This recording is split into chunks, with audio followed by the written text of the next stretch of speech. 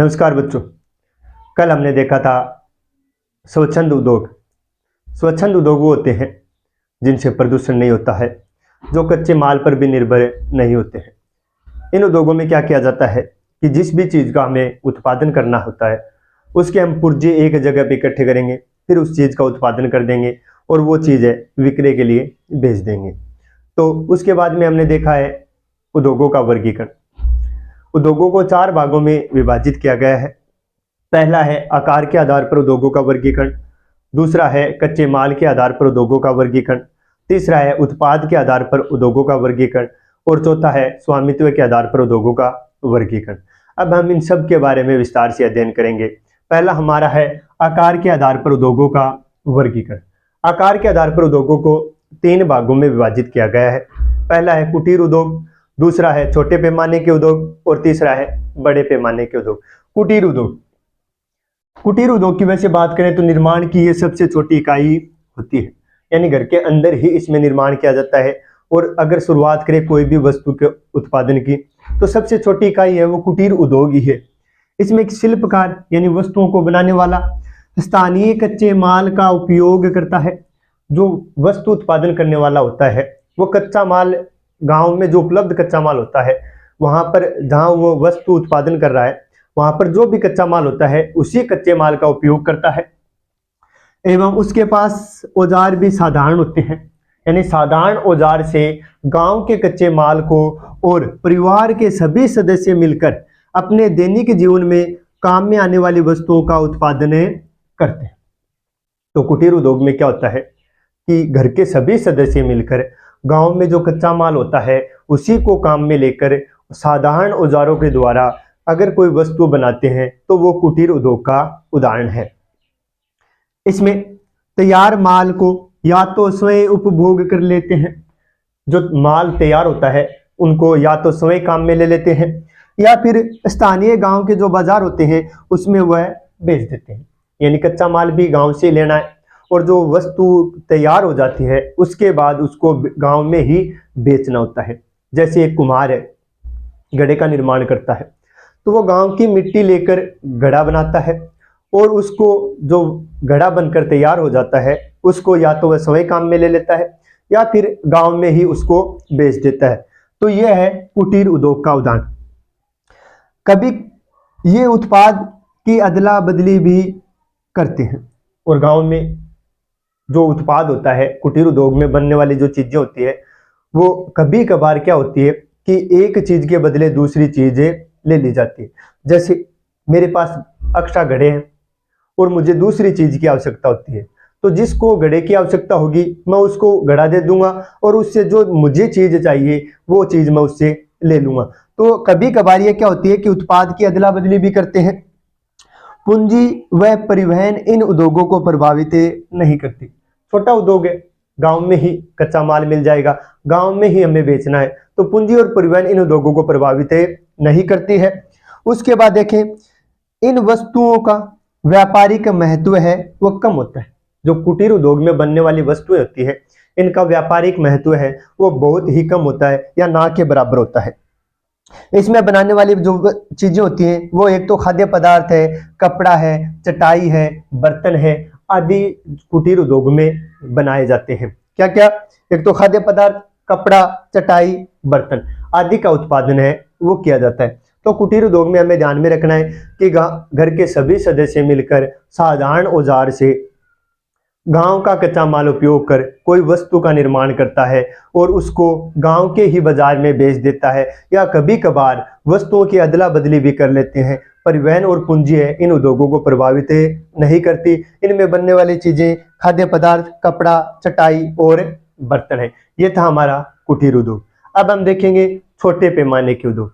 कुटीर उद्योग सबसे छोटी इकाई है, छोटे पैमाने के उद्योग है वो मध्यम इकाई है। क्यों? इससे बड़ा है बड़े पैमाने के उद्योग। तो इन दोनों के बीच की अगर मध्यम इकाई देखें तो वो है छोटे पैमाने के उद्योग। ये कुटीर उद्योग से भिन्न होते हैं।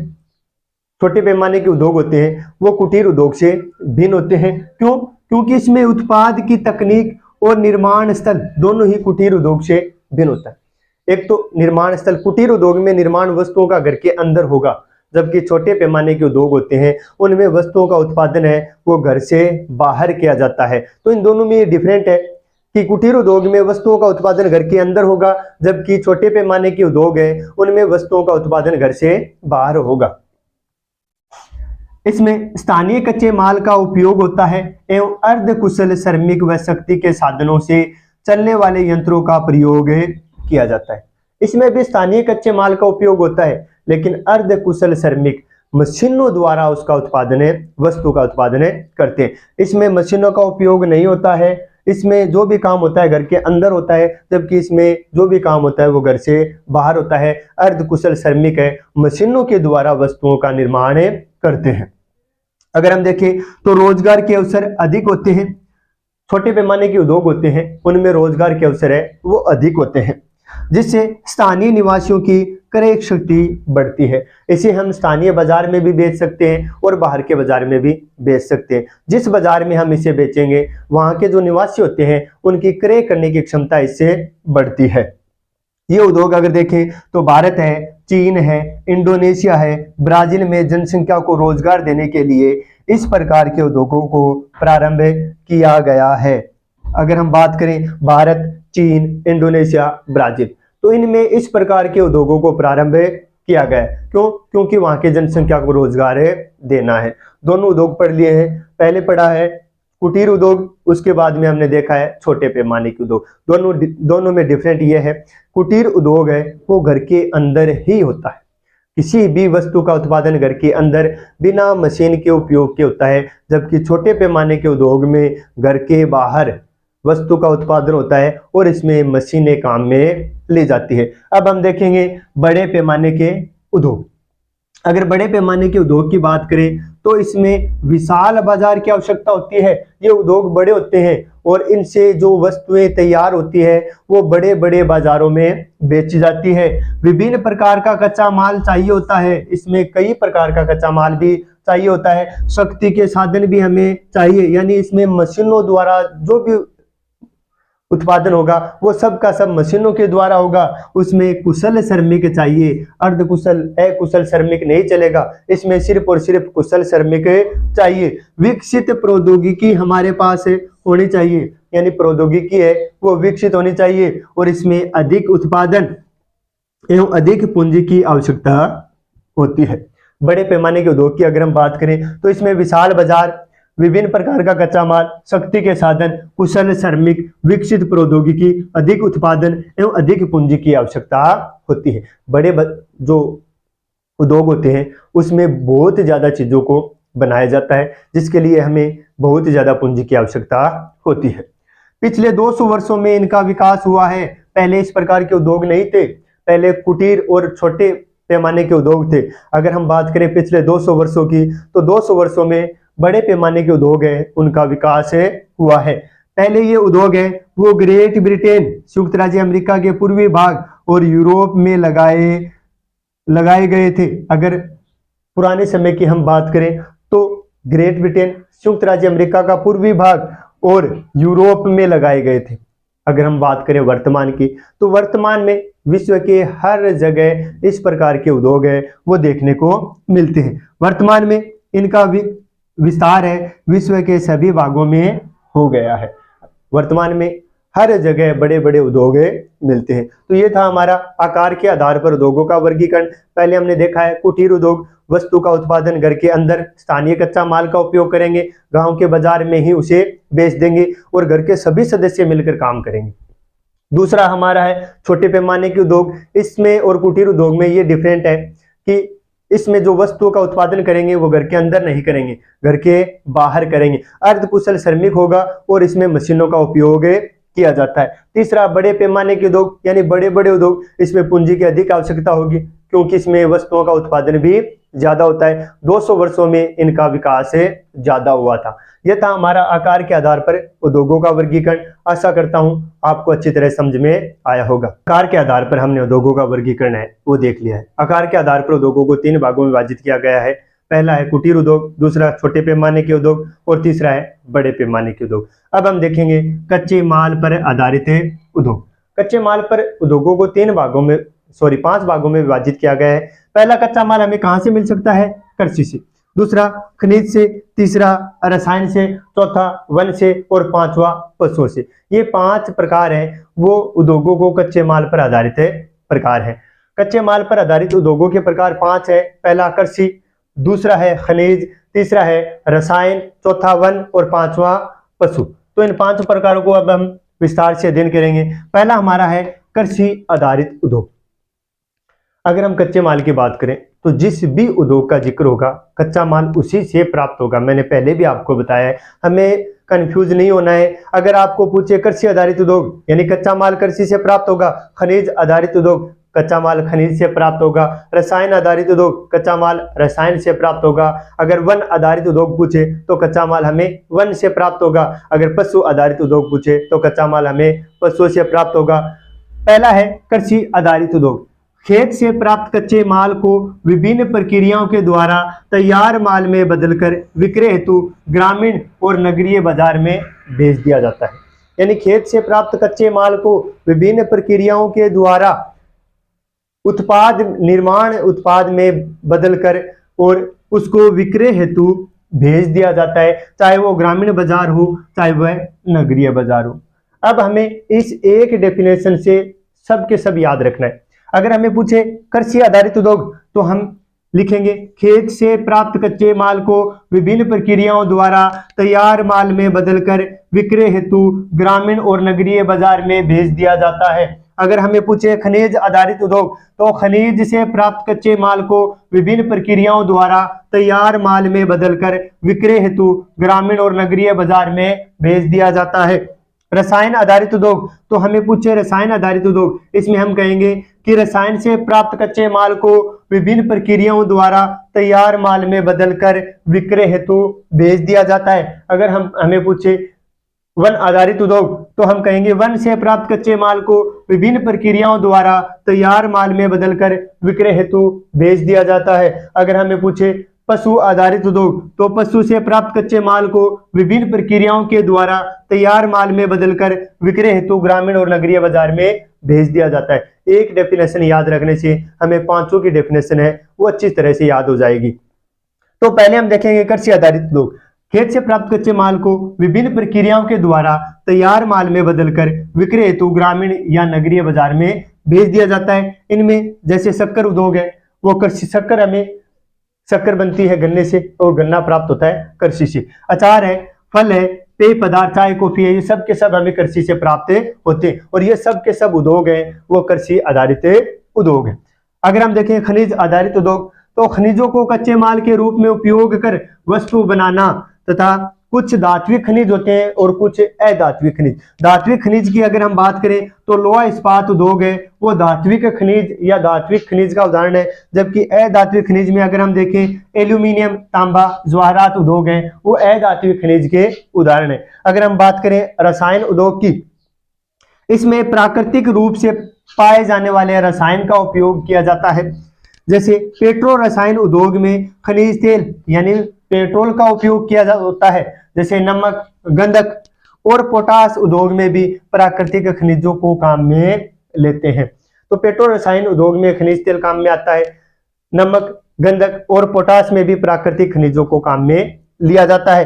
अन्य रसायन उद्योग की बात करें तो कृत्रिम रेशे बनाना रसायन उद्योग में सम्मिलित किया जाता है और प्लास्टिक निर्माण करना भी रसायन उद्योग है। ये दोनों भी रसायन उद्योग के उदाहरण है। कृत्रिम रेशे बनाना या फिर प्लास्टिक का निर्माण करना भी रसायन उद्योग है। ये थे हमारे कच्चे माल पर आधारित उद्योगों का वर्गीकरण में 1 नंबर कृषि आधारित, 2 नंबर खनिज आधारित, 3 नंबर रसायन आधारित। अब हम आगे का 2 और पढ़ेंगे। कच्चे माल पर आधारित उद्योगों का वर्गीकरण हम पढ़ रहे हैं, 3 प्रकार हमने पढ़ लिया है। अब हम पढ़ेंगे चौथा प्रकार है वनों पर आधारित उद्योग। वनों पर आधारित उद्योग, वनों पर आधारित यानी कच्चा माल हमें कहां से मिलेगा? वन से। या ऐसे लिखें कि वनों से कई प्रकार के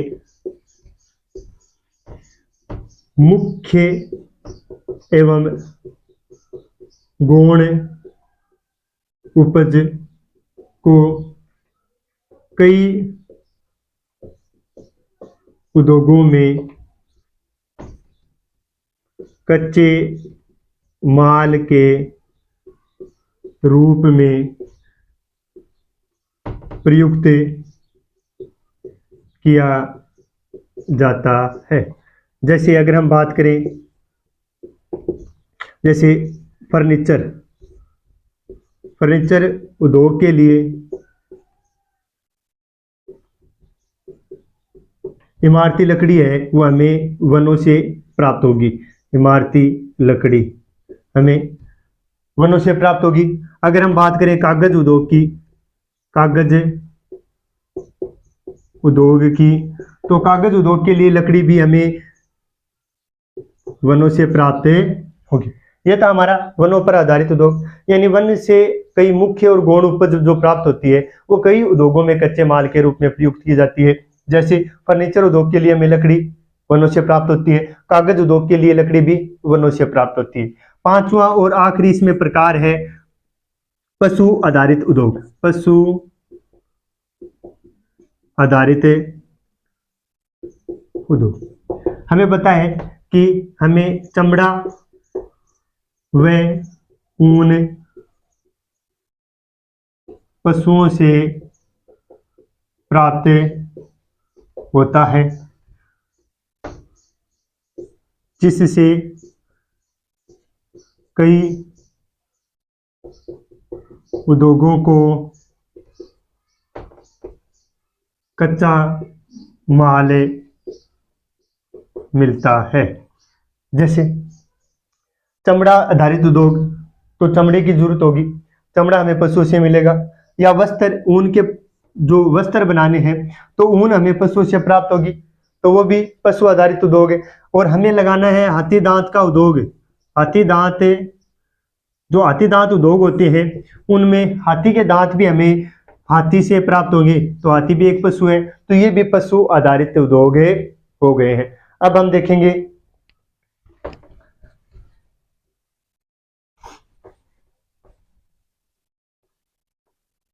उत्पादन या उत्पाद के आधार पर उद्योग। उत्पादन या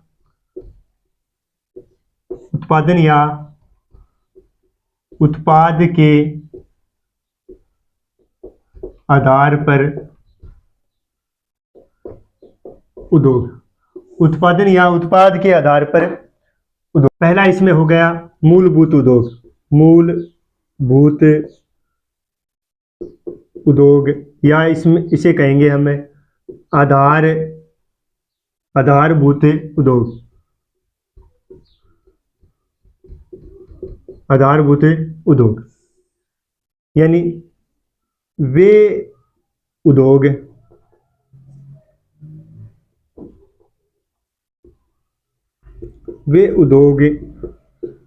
जिनके उत्पाद को अन्य वस्तुएं बनाने के लिए काम में लिया जाता है, उन्हें हम मूलभूत या आधारभूत उद्योग कहते हैं। जैसे लोहा इस्पात उद्योग। लोहा इस्पात खुद एक उद्योग है, लेकिन इनके उत्पाद को अन्य उद्योगों में भी काम में लिया जाता है। जैसे किसी भी उद्योग में हम जाएंगे तो वहाँ की मशीनें हैं वो लोहे की बनी हुई होती हैं, तो लोहा इस्पात उद्योग को आधारभूत उद्योग या मूलभूत उद्योग कहते हैं। दूसरा हमारा उपभोक्ता सामान। इसमें क्या होता है कि ऐसी वस्तुएं बनाना जिसको उपभोक्ता काम में ले। सीधी सी परिभाषा है, हमें ये याद रखनी है कि ऐसी वस्तुएं बनाना जिसको डायरेक्ट उपभोक्ता काम में ले। जैसे है कि ब्रेड के बाद अगर हम बात देखें तो बिस्कुट, जिनको उपभोक्ता डायरेक्ट काम में ले वो हो गया उपभोक्ता आधारित उद्योग, और जिनसे अन्य उद्योग चलते हैं वो हो गया मूलभूत उद्योग। अब हम देखेंगे स्वामित्व के आधार पर उद्योगों का वर्गीकरण।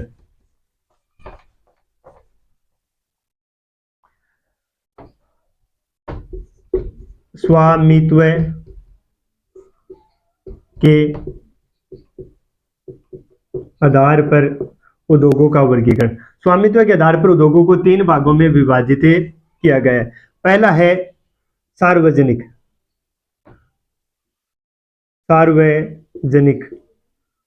दूसरा है निजी, और तीसरा है संयुक्त। सार्वजनिक भी होते हैं जो उद्योग सरकार के द्वारा संचालित किए जाते हैं, यानी सरकार द्वारा संचालित उद्योग को सरकार द्वारा संचालित जो उद्योग होते हैं उन्हें हम सार्वजनिक उद्योग कहते हैं। और जो किसी एक व्यक्ति या फिर कहें कि एक संस्था के द्वारा चलाने वाले उद्योग होते हैं वो निजी क्षेत्र के होते हैं। जो इन दोनों के संयुक्त या दोनों के सहयोग से चलते हैं उन्हें हम संयुक्त उद्योग कहते हैं। सरकार या संस्था के द्वारा, सरकार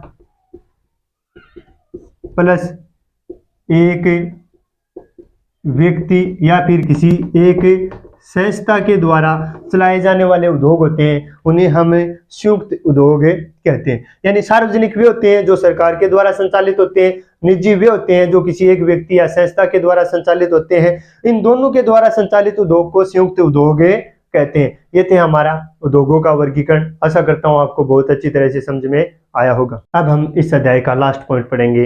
बीच में से जर्मनी के रूअर प्रदेश है वो जो पॉइंट है वो हटा दिए गए नए सिलेबस के अनुसार। ये लास्ट पॉइंट है हमारा उच्च प्रौद्योगिकी उद्योग की संकल्पना। निर्माण क्रिया में उच्च प्रौद्योगिकी नवीनतम पीढ़ी है। अगर हम निर्माण प्रक्रिया की बात करें तो वर्तमान में उच्च प्रौद्योगिकी है वो इसकी नवीनतम पीढ़ी है।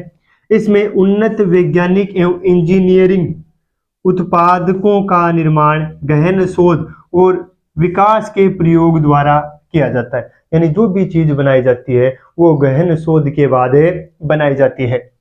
संपूर्ण शक्ति का अधिकतर भाग है वो व्यवसायिक, यानी व्यवसाय करने वाले होते हैं, उन्हें हम सफेद कॉलर श्रमिक कहते हैं। एक तो लाल कॉलर श्रमिक जो घर से बाहर काम करते हैं उन्हें लाल कॉलर श्रमिक कहते हैं, और जो व्यवसायिक होते हैं उन्हें सफेद कॉलर श्रमिक कहते हैं।